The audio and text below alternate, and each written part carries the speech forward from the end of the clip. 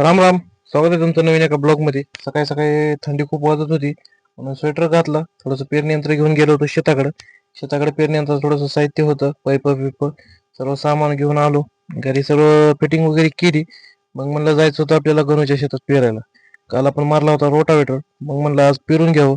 गणूनं काय आता Panjabrao duck साहेबाचा video बघून आणला होता 81 नंबर एनओएसचं हरभऱ्याचं बियाणं. मग म्हणलं चला सकाळी सकाळी आंघोळ करावं. अंघोळ केलो, सर्व काम वगैरे आवरलं आणि निघालो शेताकडे गेल्यानंतर काय बियाणं वगैरे टाकलं. मग म्हणलं चला आता पेरून घेऊ. कसं आहे, पंजाबराव डक साहेबांना सांगितलं तेव्हा पाऊस तर पडलाय. मग म्हणलं आता बियाणं वापरून बघू उत्पन्न किती भेटतंय. त्यांनी सांगितल्या पद्धतीने बियाणं वगैरे टाकलं. बियाणं याला बुरशीनाशक वगैरे लावून घेतलं. बियाणं तर काय एक नंबर होतं. मग काय पेरणी वगैरे चालू केली. जवळपास 4-4.5 एकर रान होतं. आपण 1 क्विंटल बियाणं आणलं होतं, त्यातलं 10 किलो उरलं, म्हणजे 20-25 किलोच्या ॲव्हरेजनं पेरायला सांगितलं होतं. त्या पद्धतीनं आपण पेरून वगैरे घेतलं. पेरणी वगैरे झाली, मग आलो गावात, फ्रेश वगैरे झालो. कारण आज होतं अमरचं लग्न. लग्नाला यायला थोडासा उशीर झाला. म्हणलं भाऊ कसं आहे, कामामुळे राहिलंय. मग काय आलेल्या लगेच जेवायला बसलो. सोबत काय शशी वगैरे होता. मग काय भाऊला लग्नाच्या वगैरे शुभेच्छा वगैरे दिल्या. स्टेजवर म्हणलं आता जावं भावाला जरा शुभेच्छा वगैरे सर्व देऊ, कारण लग्नाला यायला थोडासा उशीर झाला भाऊ, सॉरी त्याबद्दल.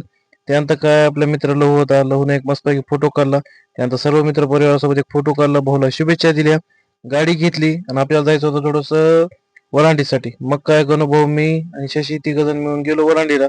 गाडी घेऊन आपल्याला आणायची होती पैप. मग तिथे गेल्यानंतर काय कंपनीवाला जो होता पार्टीवाला, त्याने जरा पैप म्हणलं असे तसेच आहेत. मग म्हणलं चला ठीक आहे.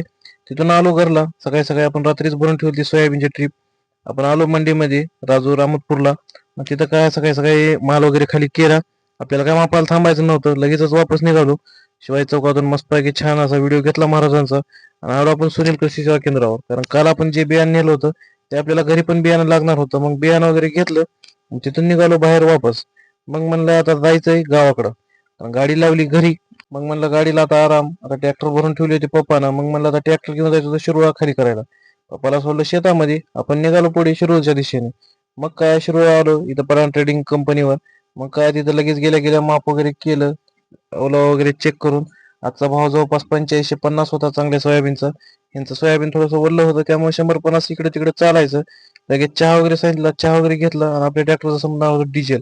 मग म्हणलं आधी पंप काढावं. पंप काय जवळच होता. डिझेल वगैरे टाकलं.